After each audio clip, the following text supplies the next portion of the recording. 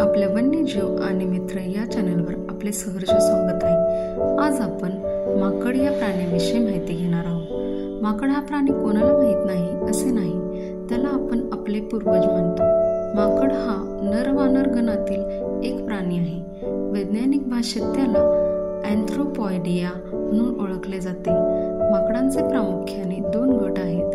पहिला म्हणजे जुन्या जगातील माकडे आणि दुसरा नव्या जगातील माकडे।